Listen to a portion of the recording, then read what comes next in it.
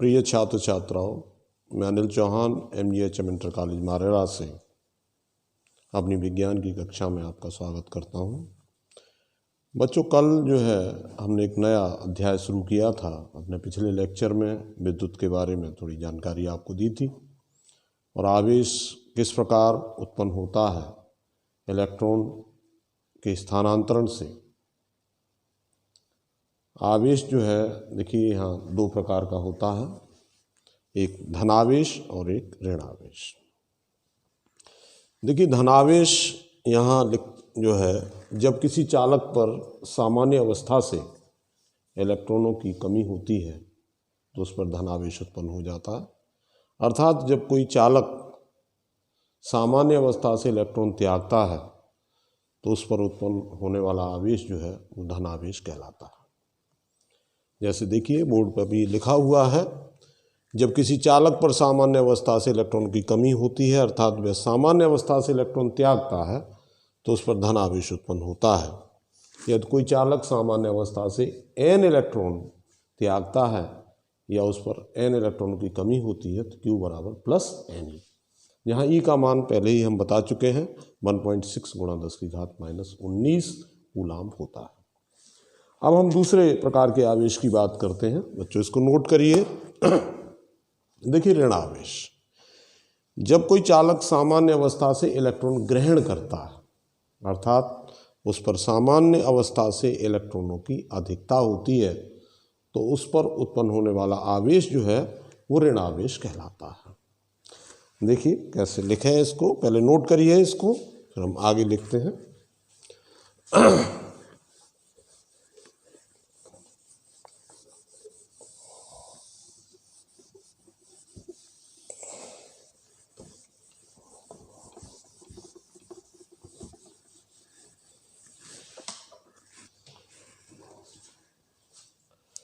देखिए बच्चों, ऋण आवेश यानी नेगेटिव चार्ज।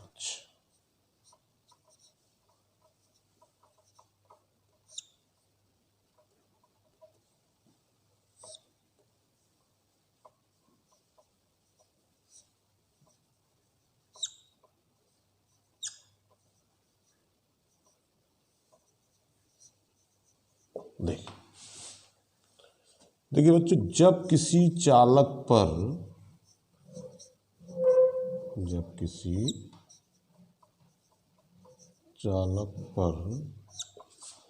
सामान्य अवस्था से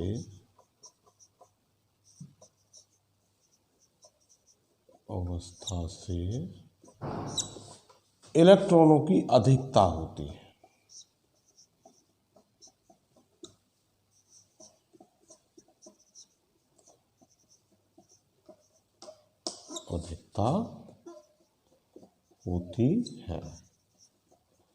अर्थात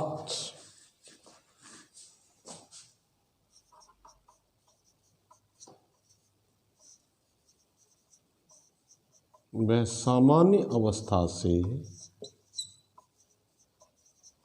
इलेक्ट्रॉन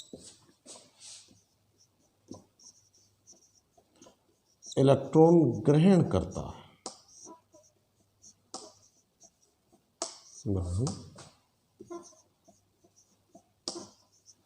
करता है तो उस पर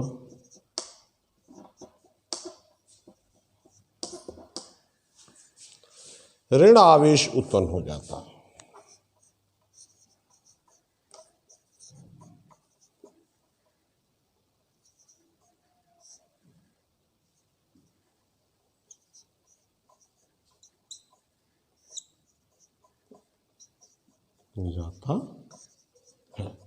फिर बच्चों ध्यान दें इस बात, जब किसी चालक पर सामान्य अवस्था से इलेक्ट्रॉनों की अधिकता होती है अर्थात वह सामान्य अवस्था से इलेक्ट्रॉन ग्रहण करता है तो उस पर उत्पन्न होने वाला आवेश जो है वो ऋण आवेश कहलाता है।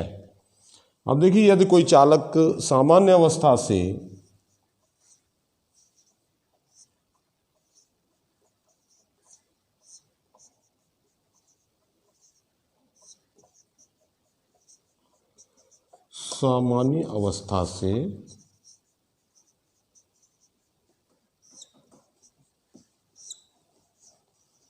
n इलेक्ट्रॉन ग्रहण करता है,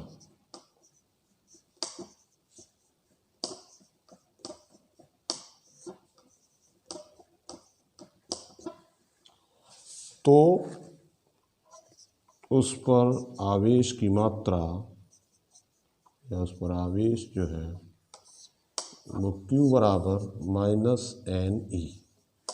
E यहाँ पर वही फिर 1.6 गुणा 10⁻⁻19 कूलाम है।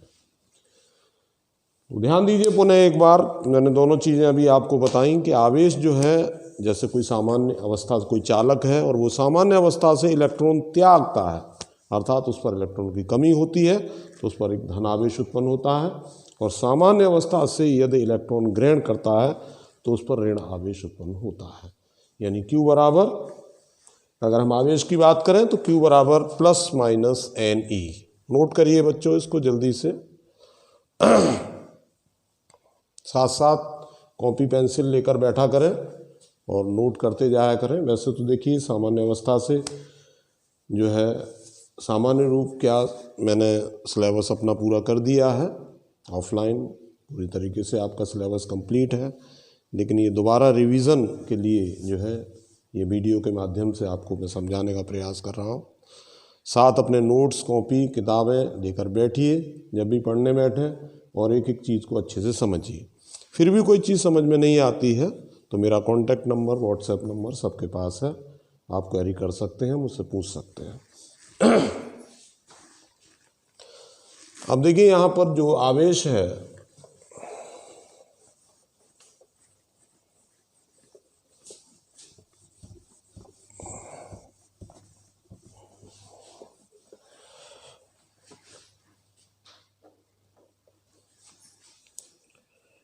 Q बराबर ±E, ±NE। यहाँ पर N क्या है, देखिए इलेक्ट्रॉनों की संख्या। अगर प्लस है तो इलेक्ट्रॉनों की कमी। प्लस मीन्स यहाँ पर क्या है,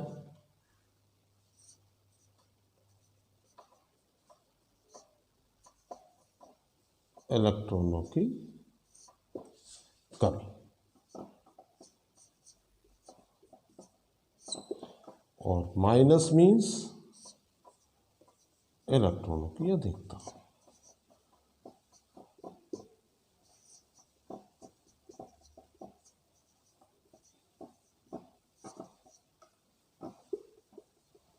ठीक। अब देखिए जो आवेश का मात्रक है वो क्या है, अगर हम MKS प्रणाली में देखें, SI प्रणाली में, या MKSA कह सकते हैं इनको, MKSA प्रणाली में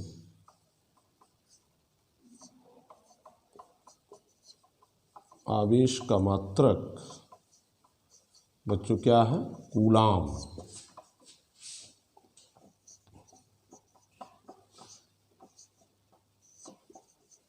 कूलाम। और आपका आवेश जो है वो अदिश राशि है।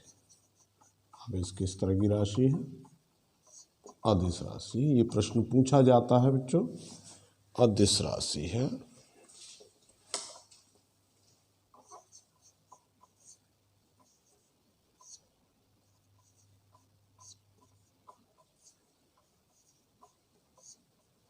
अदिश राशि। तो आवेश के बारे में बच्चों ये जानकारी थोड़ी सी आपको दी गई कि आवेश जो है क्या है। आवेश दो प्रकार का होता है, किस प्रकार आवेश उत्पन्न होता है किसी भी चालक पर, और आवेश अदिश राशि है, और इसका मात्रक जो है वो हमारा MKSA प्रणाली है, metre kilogram second ampere system. इसको SI प्रणाली के नाम, SI प्रणाली भी हम बोलते हैं। तो उसमें आवेश का मात्रक कूलाम है और ये अदिश राशि है। देखिए बच्चों, अब हम इसके आगे जो है शुरुआत करते हैं। देखिए कभी कभी एक चीज़ पूछी जाती है, एक छोटा सा क्वेश्चन यहाँ पर हम बताएंगे कि एक कूलाम आवेश अगर किसी भी चालक से, मान लीजिए किसी भी चालक पर एक कूलाम आवेश है, प्लस है तो उस पर कितने इलेक्ट्रॉनों की कमी है, और यदि माइनस है तो कितने इलेक्ट्रॉनों की अधिकता है। तो यहाँ इस प्रश्न को आप लिख लीजिए। देखिए छोटा सा एक क्वेश्चन है कि यदि किसी चालक पर 1 कूलाम धन आवेश है, छोटा सा क्वेश्चन अभी हम करते हैं।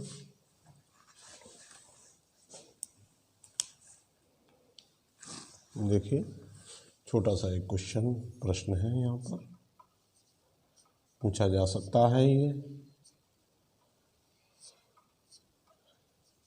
यदि किसी चालक पर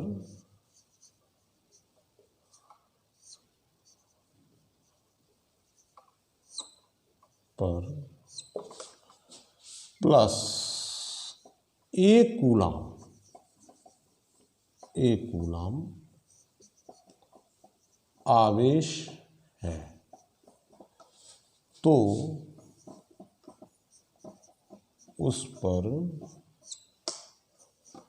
कितने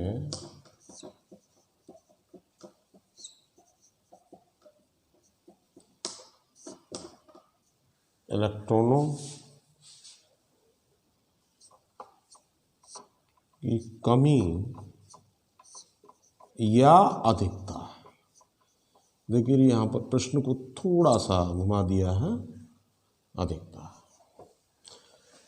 देखिए चार्ज इस पर कैसा है, प्लस, तो बच्चों जाहिर है ये इस पर कैसा कमी होगी या अधिकता। देखिए चार्ज जब पॉजिटिव होता है तभी होता है जब किसी चालक पर इलेक्ट्रॉनों की कमी होती है।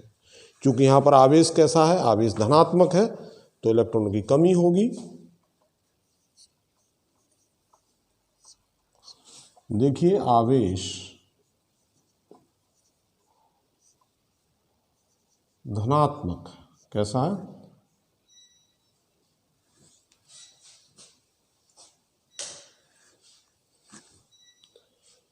देखिए बच्चों लाइट अचानक चली गई है, उसकी वजह से देखिए दोबारा जो है अब आपको साफ दिखाई दे रहा होगा। आवेश धनात्मक है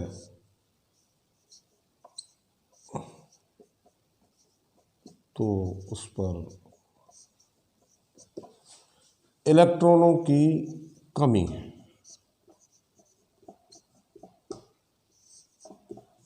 इलेक्ट्रॉनों की कमी। अब ये निकालना है कितनी कमी है। देखिए बच्चों Q बराबर Ne प्लस, तो यहाँ पर 1 ये कूलाम हो जाएगा और Ne, तो N यहाँ पर कितना हो जाएगा बच्चों 1/E, और E का मान अब यहाँ रखेंगे 1.6 इंटू 10⁻⁻⁻19। वैसे जब सॉल्व करेंगे तो ये आएगा 6.25 इंटू 10⁻18, यानी इतने इलेक्ट्रॉनों की कमी है।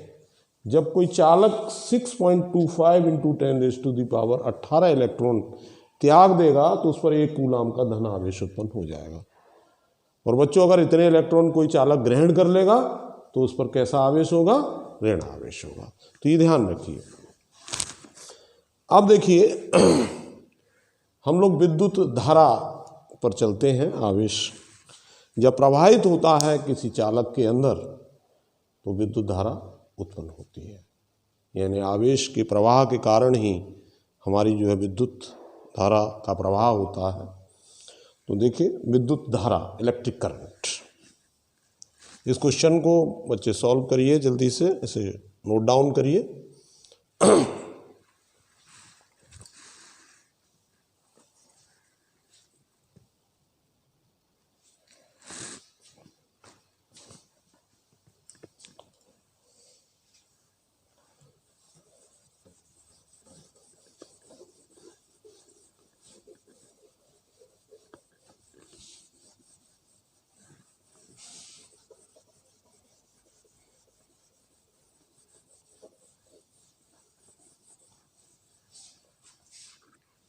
देखिए जो हमारा मुख्य बिंदु है हम उस पर अब पहुंच रहे हैं, विद्युत धारा।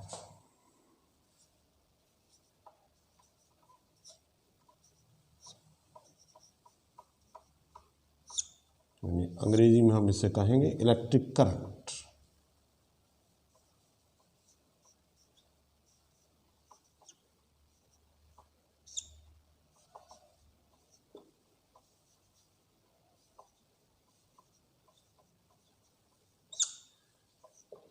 जी हाँ, इलेक्ट्रिक करंट।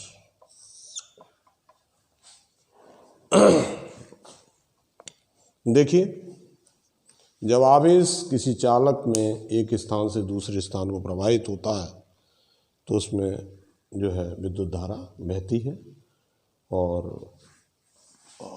विद्युत धारा को जो हम बताएंगे, विद्युत धारा की तीव्रता या विद्युत धारा एक ही बात है। यहाँ पर किसी चालक में एकांक समय में बहने वाले विद्युत आवेश की मात्रा को हम विद्युत धारा कहते हैं।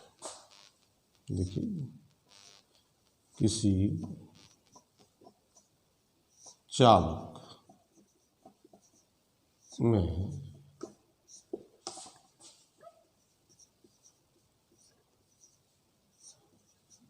एकांक समय में बहने वाले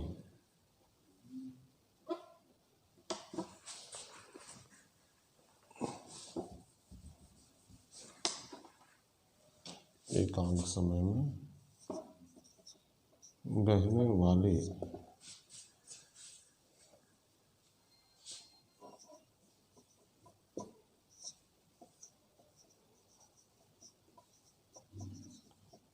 विद्युत आवेश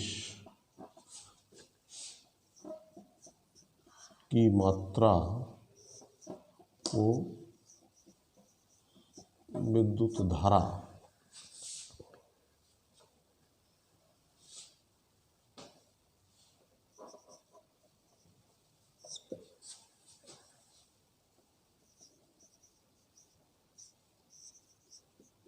कहते हैं। बच्चों, इसे आई से व्यक्त करते हैं।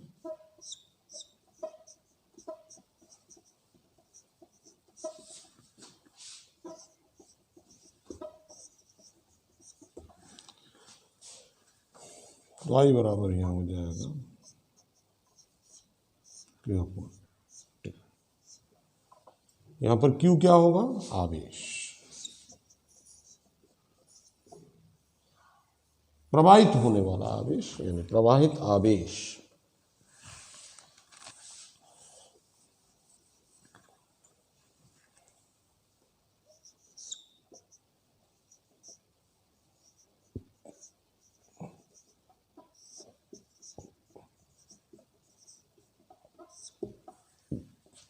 और T जो है उस समय, आवेश को प्रवाहित होने में जो समय लग रहा है वो T होगा। अब यहाँ पर मान लीजिए हम Q को NE भी लिख सकते हैं बच्चों, NE। तो I बराबर हमारा सूत्र हो जाएगा NE अपॉन T। तो यहाँ दो सूत्र इस तरह के विद्युत धारा के लिए आपको मिले। N जो है वो इलेक्ट्रॉनों की संख्या है जो एक सिरे से दूसरे सिरे तक प्रवाहित होती है। N जो है इलेक्ट्रॉनों की वह संख्या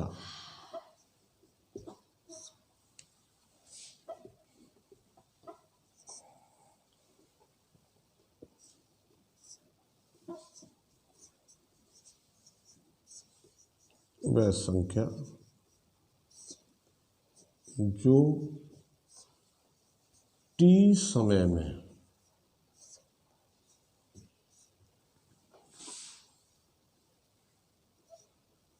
चालक में एक सिरे से दूसरे सिरे तक प्रवाहित होती है। चालक में एक सिरे से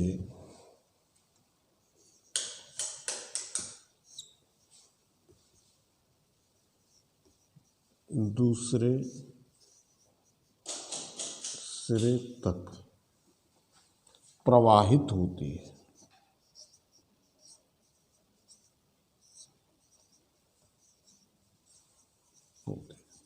यानी ध्यान दें बच्चों, N इलेक्ट्रॉनों की वह संख्या जो T समय में चालक के एक सिरे से दूसरे सिरे तक प्रवाहित होती है।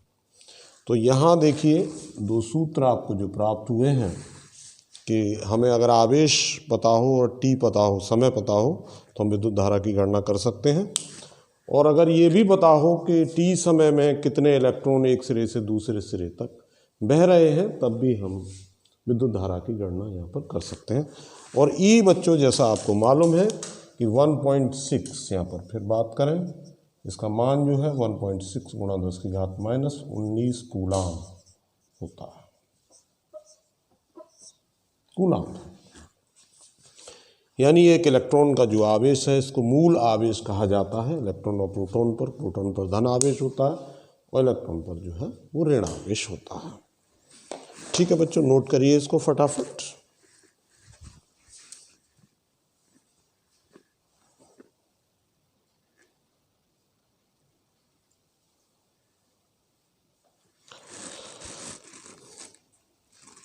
देखिए बच्चों, अब प्रश्न यहाँ पर जो उठ रहा है वो ये उठ रहा है कि हमारी विद्युत धारा की दिशा क्या है। पहले हम दिशा की बात करेंगे।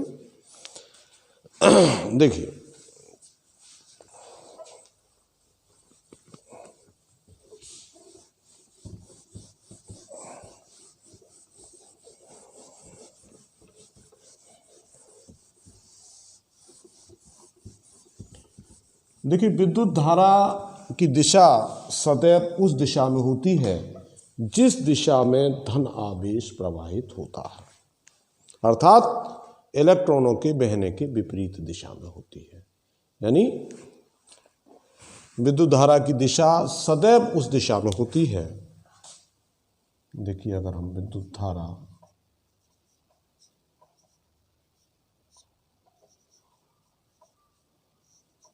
की दिशा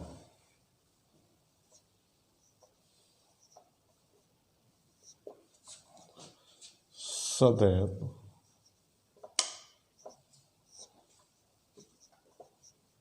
उस दिशा में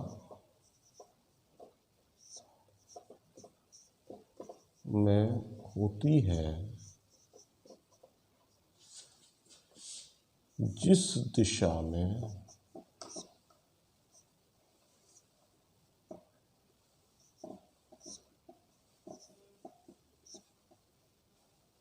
जिस दिशा में धन आवेश प्रवाहित होता है। क्या होता है बच्चों? धन आवेश।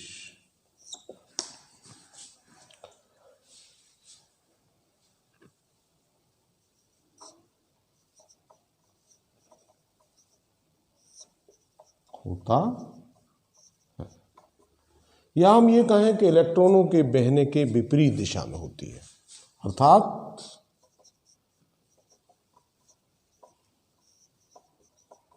क्योंकि इलेक्ट्रॉन पे कैसा आवेश होता है? ऋण आवेश। इलेक्ट्रॉनों के बहने की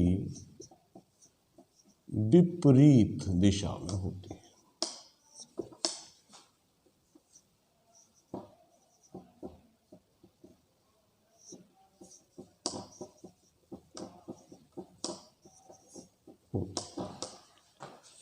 यानी ध्यान दें, अगर ये पॉजिटिव चार्ज है इस तरह से और ये जो बह रहा है इस दिशा में, प्रवाहित होने की दिशा है, तो करंट की डायरेक्शन ये होगी। इस तरह से विद्युत धारा इस दिशा में बहेगा। और अगर ये नेगेटिव चार्ज है और इस दिशा में बह रहा है, तो हमारी विद्युत धारा की दिशा ये होगी। ये ध्यान दें, यानी धनावेश के प्रवाहित होने की दिशा में होगी, और अगर नेगेटिव चार्ज फ्लो हो रहा है तो उसके विपरीत दिशा में होगी। अब यहाँ एक प्रश्न बच्चों और यहाँ पर आ रहा है कि इसमें दिशा है, यानी विद्युत धारा की दिशा के होते हुए भी ये सदिश राशि नहीं है। विद्युत धारा हमारी कैसी राशि है? अदिश राशि है। अब ये तो बड़ा अजीब बात है बच्चों। देखिए, ज़रूरी नहीं है कोई भी भौतिक राशि सदिश राशि में दिशा हो तो वो भौतिक राशि सदिश राशि होगी, क्योंकि सदिश राशि के नियमों का भी पालन करना चाहिए, तभी वो सदिश राशि की श्रेणी में आएगी। तो विद्युत धारा हमारी दिशा के होते हुए भी ये अदिश राशि में रखी गई है, क्योंकि ये योग के नियमों का पालन नहीं करती। जो सदिशों के योग हैं, जो सदिश का योग नियम है, उसके नियम का ये पालन नहीं करती है। इसलिए इसको हमने जो है सदिश की कैटेगरी में दिशा होते हुए भी नहीं रखा है, इसको हमने अदिश कैटेगरी में रखा है। और देखिए बच्चों, विद्युत धारा दिशा होते हुए भी, देखिए विद्युत धारा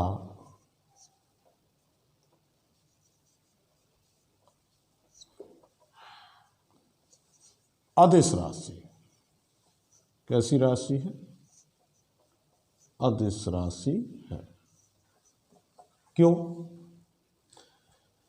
देखिए, क्योंकि ये योग, सदिशों के योग के नियम का पालन नहीं करती, क्योंकि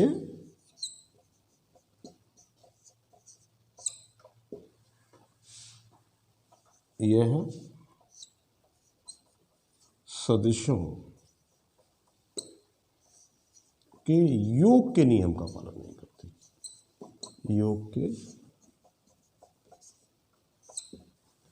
नियम का पालन नहीं करती है।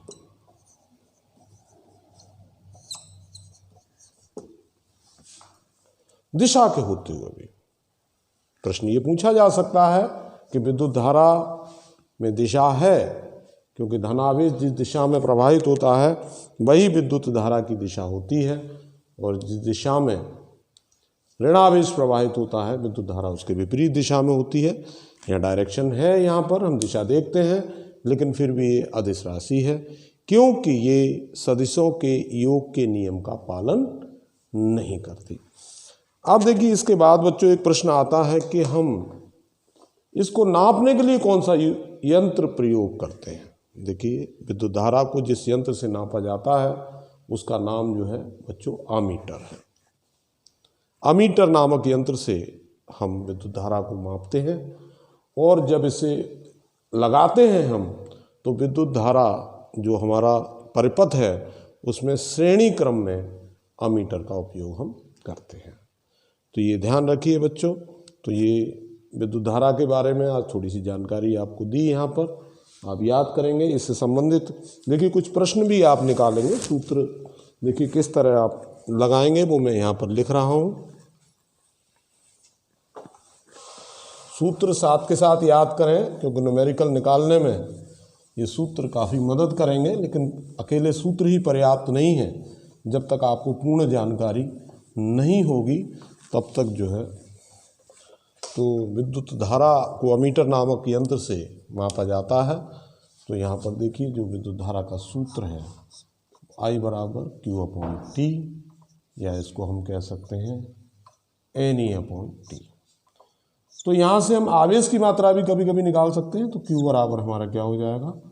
I/T। तो ये ध्यान दें बच्चों, ये दोनों सूत्र बहुत उपयोगी है।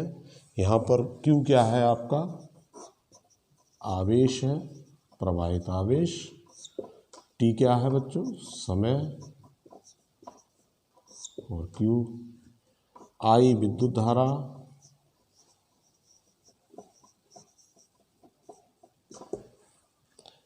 और N जो है वो इलेक्ट्रॉनों की संख्या।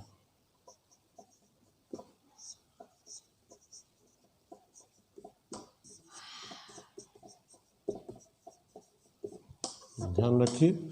और विद्युत धारा को अमीटर नामक यंत्र से नापा जाता है, और इसको श्रेणी क्रम में, यानी जब परिपथ हम बनाएंगे, आगे हम बताएंगे इसको, जब हम विभवांतर वगैरह आपको पूरा समझा देंगे, फिर परिपथ वगैरह बताकर ये समझाएंगे कि अमीटर को इसमें किस प्रकार प्रयोग किया जाता है। ठीक है बच्चों, धन्यवाद। आज के लिए इतना काफ़ी है। कल हम लोग फिर आगे यहाँ से आगे बढ़ेंगे।